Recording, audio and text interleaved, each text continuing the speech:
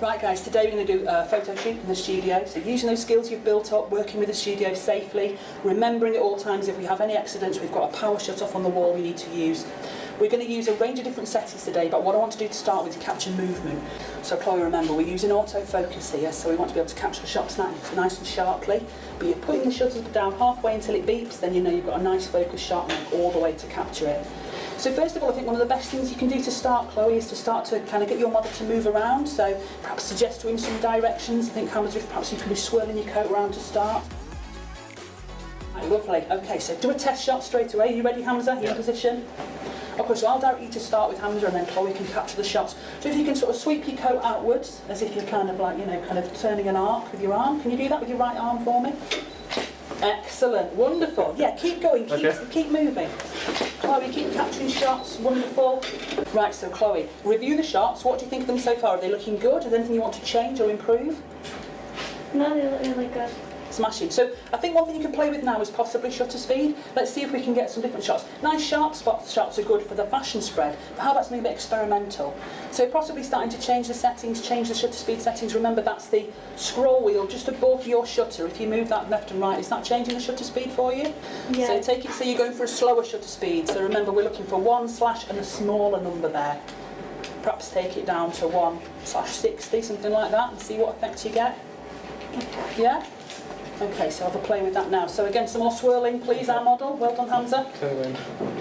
Right, go. Okay, maybe now review that shot, see what's different. Is it a better or a worse shot? I think it's better. Right, okay. Why is it better? Tell me about some of the things that make it a better shot.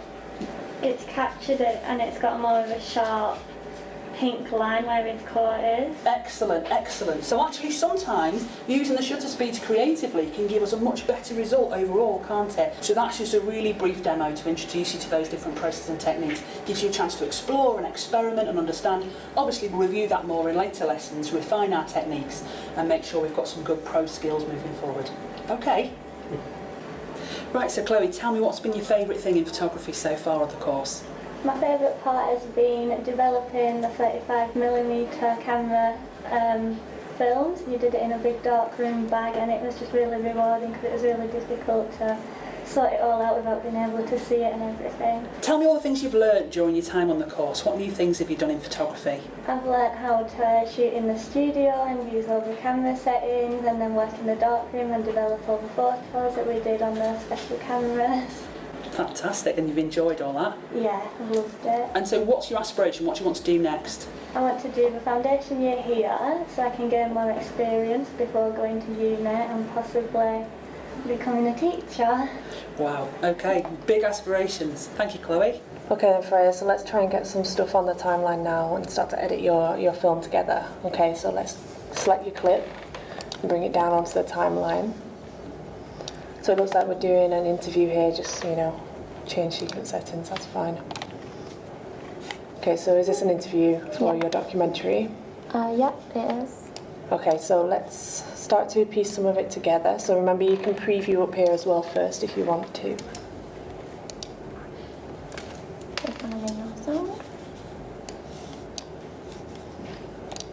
Beautiful.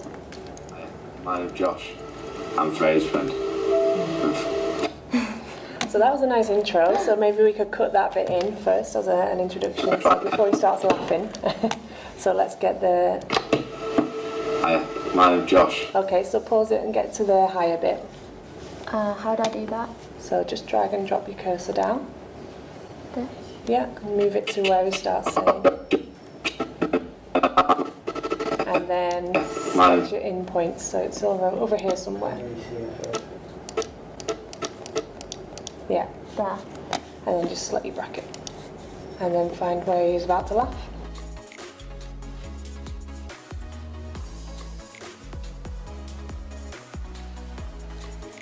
A little bit more.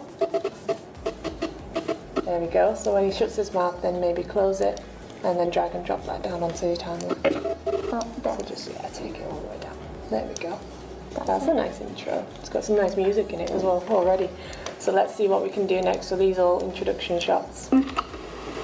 My name's Josh. Retakes. Let's keep going.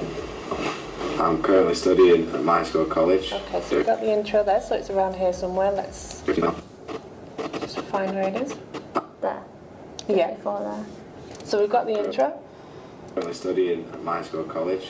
There. So what else does he say after? Doing rugby. Yeah. There. So create your art point, yeah, and then let's drag it down and add it to the bottom. Perfect.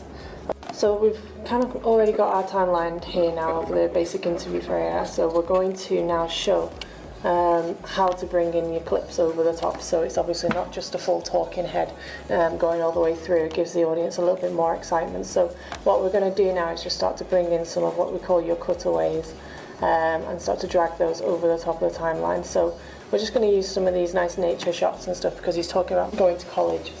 Okay, so we've got some stuff on top of the timeline now so you can see the documentary starting to form. So, how are you finding the course so far, Freya? I'm really enjoying it. It's very skill-based, ready for uni. It's interesting and I'm enjoying it quite a lot. Good. So, why did you choose to come here and choose this course? The main reason was high school. High school did like a transition day, open day kind of thing, and I looked around the department and I loved it. It was like, so the teachers are friendly, the people are nice. Yeah. So have you got any kind of aspirations going on at the moment, Freya? Anything you want to be doing? I'm want to go to university next year, probably do graphic design as I enjoy it, and it's probably one of my strongest subjects on the course. What are some of the things that has really trained you, do you think, for the graphic design element? Probably like getting used to the software. Rick is always a really nice teacher. He's always there to help, and I just enjoy it. How are you getting on, Amza, with this upcycling garment? It's going pretty well. I'm almost done with it now. So what's the red thread that you're working into, and why have you decided to use red, black and white? Because I have these pictures behind that I used acrylic transfer with, and the stitch contrasts against it to make it stand out. Okay, that's fantastic. So the text here that you've used, what is the idea behind having the text and then the image? It's kind of to link my this portrait of me to this text about LGBT history, to make it more clear that I'm a queer. So Amza, why have you done the hair long? What does that say about you? I've got these braids to kind of link to me, like growing my hair out, because I kind of wanted to focus more on gender norms within the South Asian community and how it's not expected of men to grow their hair. And I've kind of got this to like go around the jacket, so it can, because it's my identity and it's a big part of who I am, so it kind of like links to me as a whole.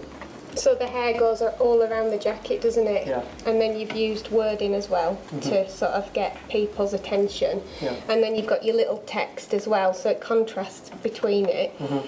So with the Identity Project then, how far do you think you've got, and what do you think you need to do now to finish things off? I just need to finish off this backstitch and embroidery and just some minor details, and then I'm done. Brilliant.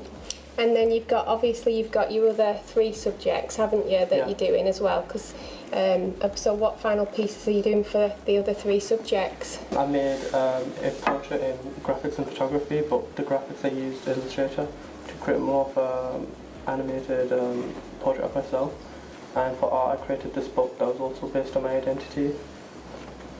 Brilliant. And so with the book, what did you actually do with it? How did you make it so that it identified yourself? I made portraits of me in different stages of life from a child, and I added this sort of like editorial makeup onto it to kind of represent me going against gender norms and wearing makeup and kind of just expressing myself.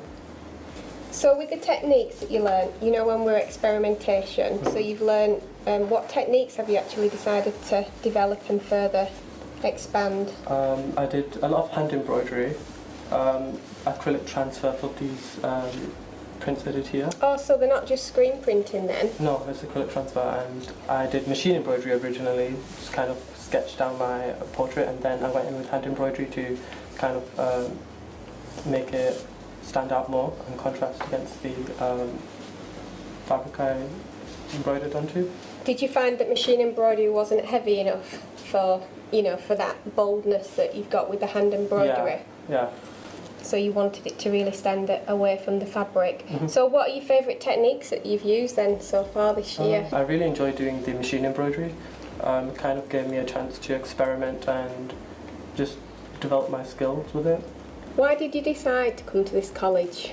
I came on the open evening a couple of times, and each time I was kind of taken back by how supportive and interactive the teachers were, and also having a walk around, I saw like how well equipped the college was, and just decided that this was like a good place for me to go. What made you choose this particular course? Because obviously you could have gone down the A-level route, but you chose BTEC. What made you decide on that, Amza? In the first year, I saw that you could do 4 subjects, and I kind of wanted to experiment with different creative arts and see which one I would want to go down with. Brilliant, rather than just sticking to your 3 A-level ones. Yeah. So it was more open for you, and is that because you didn't know what graphics or photography? I knew that you wanted to do textiles, didn't you, to start off with, but I just wanted like a chance to experiment with photography and graphics because I didn't do it in high school, and in the second year I could decide which one I'd want to do as in 3 BTECs.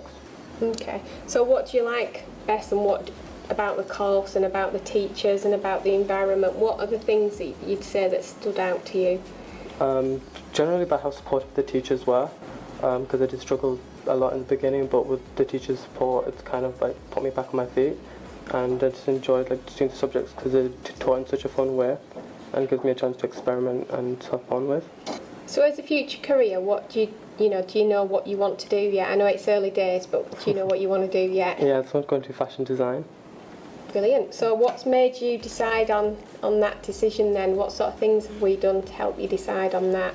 We've gone on a lot of trips to like the Stitch and Knit show, and we've had like university lecturers come in, and that's kind of like solidified my just like decisions on like what I want to do in the future.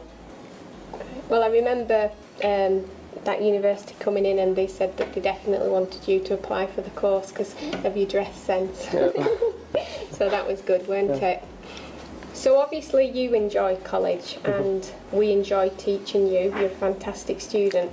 But what is it that you'd recommend? Why is it that you'd recommend this to another student?